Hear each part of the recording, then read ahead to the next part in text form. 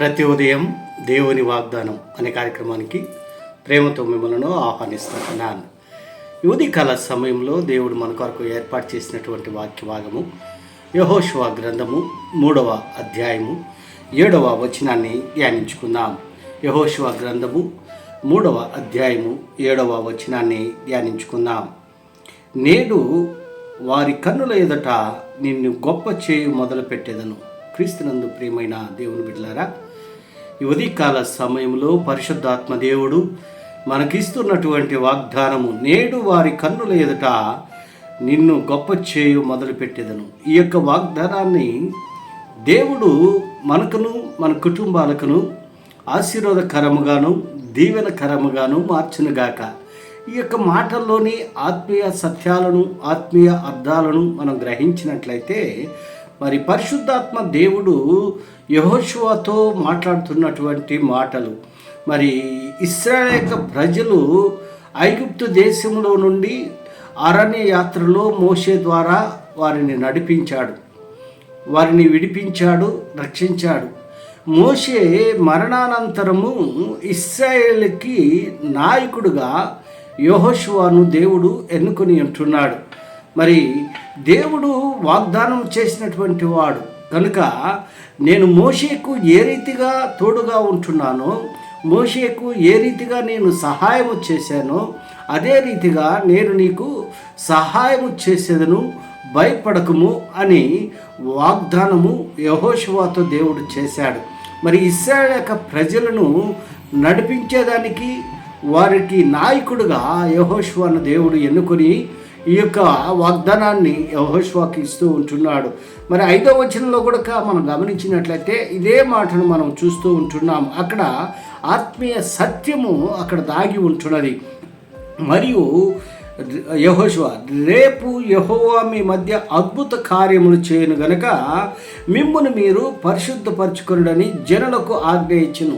ఇక్కడ ఇశ్రాయేలు యొక్క ప్రజలకు దేవుని ద్వారా పొందుకున్నటువంటి ఆజ్ఞను అక్కడ మరి ఇశ్రాయేలుకి యెహోషువ ఇస్తూ ఉంటున్నాడు.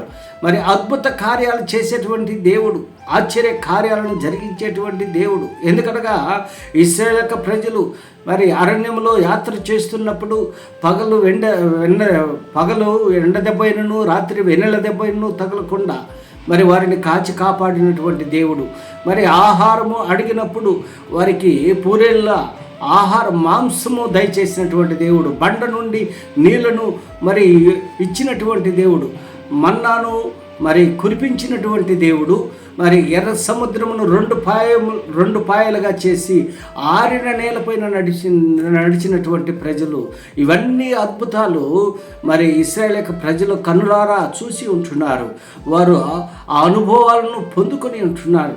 అందుకే మరి ఒకసారి ఇశ్రాయేలు యొక్క ప్రజలకు దేవుడు ఒక వాగ్దానాన్ని ఇస్తూ ఉంటున్నాడు. గొప్ప కార్యము, అద్భుత కార్యాలు చేసేటువంటి దేవుడు మీ ముందు ఉంటున్నాడు. ఆశ్చర్య కార్యాలను జరిగించేటువంటి దేవుడు మీకు తోడుగా ఉంటున్నాడు. మీరు భయపడాల్సిన అవసరం లేదు. మరి మిమ్మల్ని మీరు పరిశుద్ధపరచుకొనుడి, పవిత్రంగా జీవించుడి, పరిశుద్ధంగా జీవించుడి అని చెప్పి వాగ్దానం చేస్తూ ఉంటున్నాడు.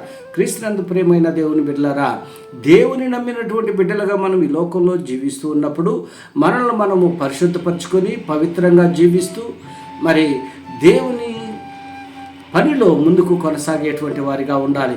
అద్భుత కార్యాలను చూడాలని ఇష్టపడుతూ ఉన్నట్లయితే, ఆశ్చర్య కార్యాలను చూడాలని నువ్వు ఆశపడుతూ ఉన్నట్లయితే, అక్కడ ఒక కండిషను దేవుడు మనకి ఇస్తూ ఉంటున్నాడు. అదే, మిమ్మును మీరు పరిశుద్ధపరచుకొనుడి. అప్పుడు అద్భుత కార్యాలను చూస్తావు, ఆశ్చర్య కార్యాలను చూస్తావు, గొప్ప కార్యాలను నువ్వు ఎదురు చూస్తావు. నీ జీవితంలో, నీ కుటుంబంలో గొప్ప కార్యాలు, గొప్ప అద్భుతాలు చూడాలని నువ్వు ఇష్టపడుతున్నట్లయితే దేవునికి పరిశుద్ధంగా జీవించాలి, పవిత్రంగా జీవించాలి.